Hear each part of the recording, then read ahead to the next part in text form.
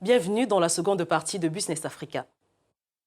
Avec des régions à fort potentiel comme Nouna à l'ouest et Sakane au nord, le Burkina Faso est en passe de devenir un producteur de pétrole et d'uranium. Et bien que les recherches se poursuivent sur le terrain, le pays attire de plus en plus d'investisseurs malgré la menace terroriste qui plane actuellement.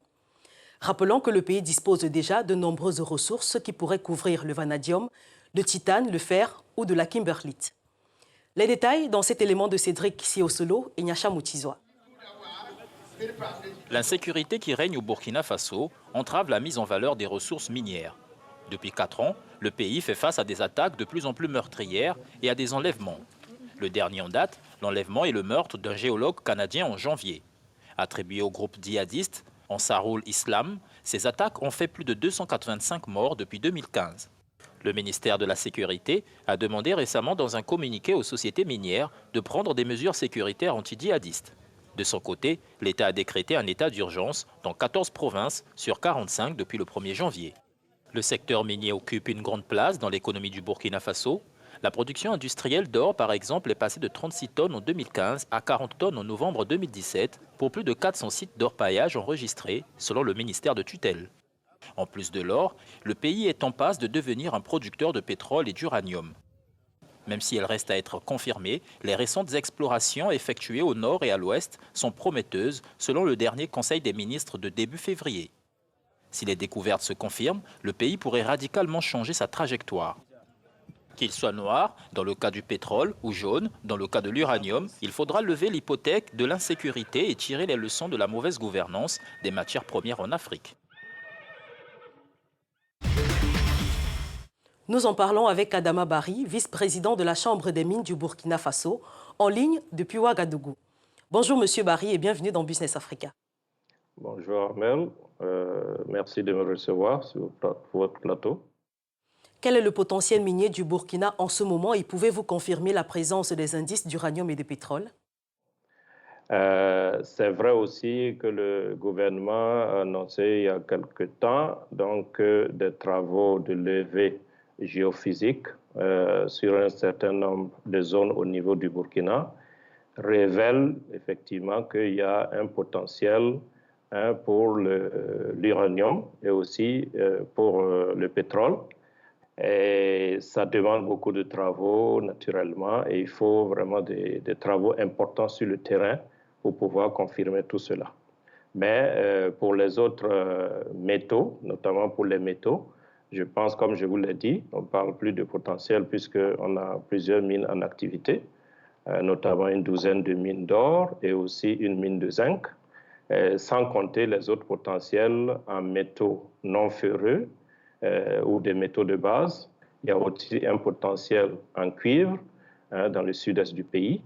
Et au nord du pays, vous avez certainement entendu parler de manganèse, c'est-à-dire le manganèse de Tambao, qui est un des plus riches du monde, mais compte tenu de certaines difficultés, il n'est pas encore en exploitation.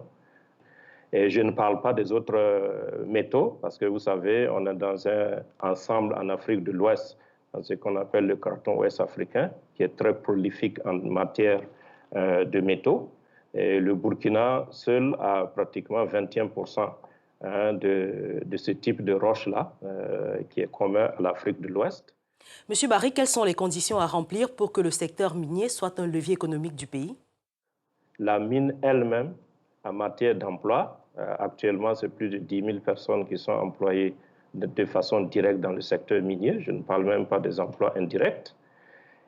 Et de par sa contribution au niveau du trésor public, en 2017, on parle de 226 milliards de contribution au trésor public. L'autre aspect important, ce sont les effets induits que la mine peut apporter dans le pays. Parce que, vous savez, c'est une industrie à haute intensité capitalistique. Pour 100 millions de francs CFA investis, vous créez à peine un emploi. Comme on dit, vous avez besoin d'une licence sociale pour opérer. L'autre aspect, c'est, comme on appelle, le contenu local. L'autre aspect, c'est les revenus miniers. Nos États ont des besoins très important, ce qui fait que souvent, ces revenus-là rentrent dans le fonctionnement. À mon avis, on devrait faire une part belle aux investissements. Mais est-ce que l'insécurité n'est pas un réel défi pour l'exploitation des mines du Burkina? Si je vous disais que ce n'est pas un défi, vous ne me croiriez pas de toute façon. Mais ce que je peux vous dire, l'industrie minière, même, c'est une industrie à risque. Bon, c'est vrai que c'est des risques financiers, etc. Là, c'est malheureux parce que, bon, là, on parle de perte en vie humaine. Donc, on ne peut pas mettre ça, on ne peut pas comparer cela. Pour l'instant, ce que je peux vous dire, la situation est toujours, on peut toujours opérer, donc c'est toujours gérable. Mais ce qui est, je peux dire, un peu peut-être inquiétant, c'est que c'est l'avenir. L'avenir, c'est quoi? C'est la recherche. S'il y a des zones où vous ne pouvez pas faire de la recherche, naturellement, ça peut compromettre en partie l'avenir. Ça veut dire que nous avons actuellement des ressources qui peuvent nous permettre de tenir quelques années, mais il faut que ces ressources-là soient renouvelées. Donc, c'est toute cette zone au niveau de la ceinture nord et est, c'est difficile aujourd'hui de faire de l'exploration. Voilà, donc c'est un risque, mais pour l'instant, je pense que c'est un risque qui est gérable. Les sociétés arrivent toujours à opérer. Merci à vous, Adama Barry, pour ces explications. Je rappelle que vous êtes le vice-président de la Chambre des mines du Burkina Faso, en ligne depuis Ouagadougou. Je vous en prie, je vous remercie de me recevoir encore et bonne journée. Business Africa, c'est terminé pour aujourd'hui. Merci pour votre attention.